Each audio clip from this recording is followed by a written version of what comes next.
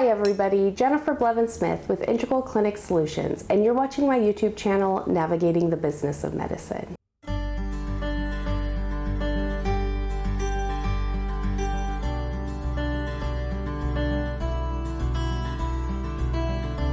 Today I want to do a short video and just a quick brief talk about ethics as a business owner. Yes, as a provider and a doctor, you have done an oath called the Hippocratic Oath for patients to do no harm. But as a business owner, it goes beyond that, and you need to kind of take your own oath, in my opinion, to do no harm to also your staff, your business, anybody that's involved with your business, essentially. Unfortunately, as a business owner, you're going to have a lot of situations where you're going to have to make difficult decisions. And unfortunately, as well, sometimes those decisions are a lose-lose, and you have to choose the best of the two evils, essentially. But that doesn't mean that you necessarily have to jeopardize or compromise your ethics and morals. Integrity is a huge thing, and it goes a really long way, especially with people that you're going to be doing business with, not just patients or your staff, but also vendors and colleagues. Having a good reputation around with everyone that you are an integrous person, someone of your word, someone who makes difficult decisions but able to find some kind of mercy and grace out of them speaks volumes. It is not ideal to have to make these decisions, and honestly I wish you didn't have to, but especially in the startup period or during difficult times, you're going to have to decide what is going to be best for you and the business and the patients and the staff all at the same time. Sometimes it's really black and white, and other times it's not. And hopefully you have a strong moral compass that guides you. And sometimes it gets really hard. You get in the weeds and you have to pull yourself back.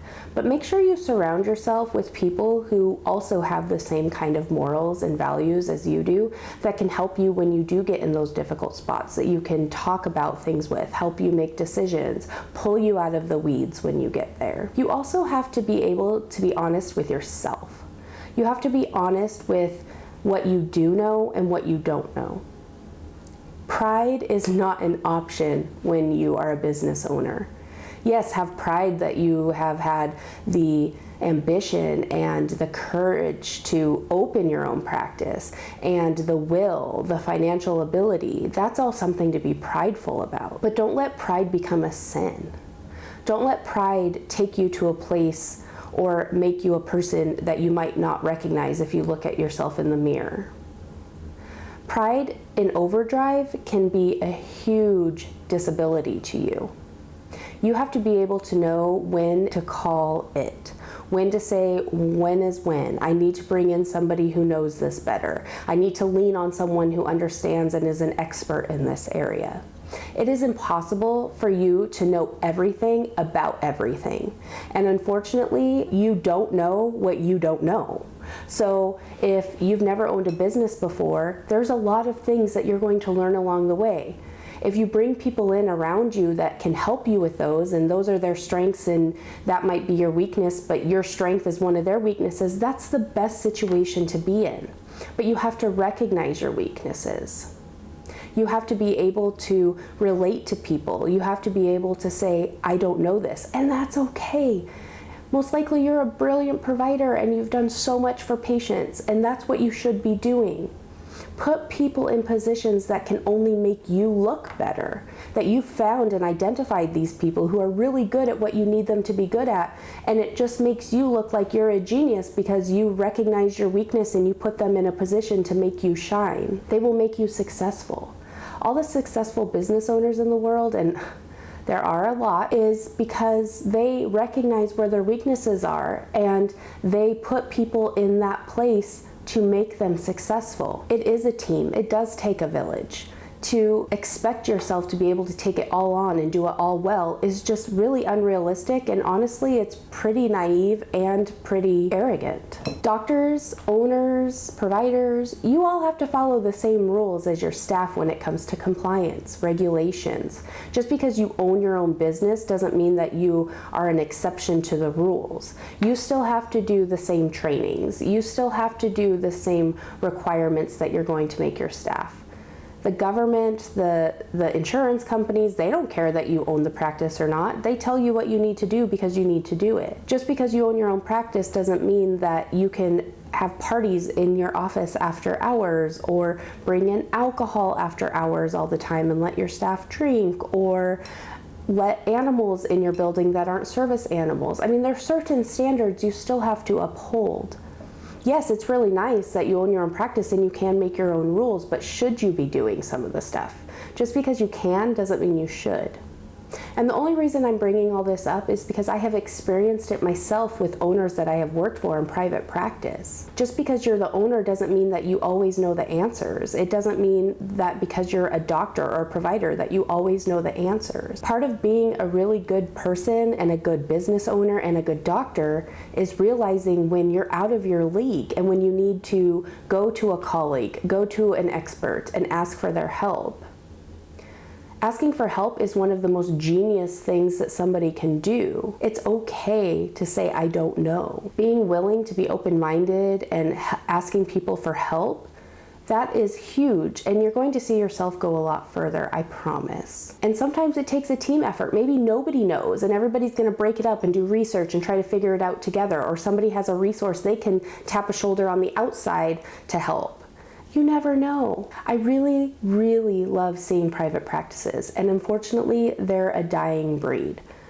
I really want to see them succeed, but the only way they're going to succeed is business owners like you, the private practitioner, is willing to be open-minded and honest about this stuff. You might have went to school for a really long time and you're a brilliant person when it comes to medical world. But what do you really know about business? Maybe your undergrad was in business or something like that, which would be great, but that's not usually the case. Most providers have a background in science or teaching or something like that. I haven't met a lot that have bachelor's degrees in bachelor's of arts or business. Usually they're bachelors of science, and that's why you're in the medical field, right? It's okay to know your weaknesses. And that's why I'm here, because I am an expert when it comes to running an office. I am an expert at administrative stuff, and I want you to succeed. But the only way you're going to succeed is if you get out of your own way. Now you have to be careful you don't swing the pendulum the whole opposite way and delegate everything and not be in tuned and involved in your own practice. That can go bad the whole other way by just checking out and expecting everyone to do what they're supposed to be doing all the time. There's a fine balance, and you have to be involved, but you need to be involved and in charge of the things that you are strong at, and put people who are strong at other things where you are not in charge of those things. And then have strong communication, expectations, and just know what people are supposed to be doing, so there's a checks and balances so nothing gets missed, overlooked, or neglected. I hope this helps. I don't mean to lecture, but this is a huge issue that I have seen repeatedly in a lot of different private practices. And I feel like I really needed to bring it to your attention so that you can be mindful of it and avoid it in case it ends up happening and you're not aware of it. Please be willing to be open-minded. Understand that you're not going to be the only business owner ever that has to make tough decisions, especially in the medical world. Understand that you're only going to be as strong as your weakest person. And if you're weak in a lot of places but strong in others, probably isn't going to work out very well. If you have any suggestions for your colleagues where you've experienced maybe some of this, where you've stumbled and had to reevaluate and then had success based on your changes, leave it in the comments below. If you have suggestions on things to look out for your colleagues before they get into a position maybe that you've experienced, please leave that in the comments as well. Smash that thumbs up button if today's video was helpful or informative, and subscribe to my channel if you haven't already. Thank you so much, you guys. Stay happy and stay healthy. Bye-bye.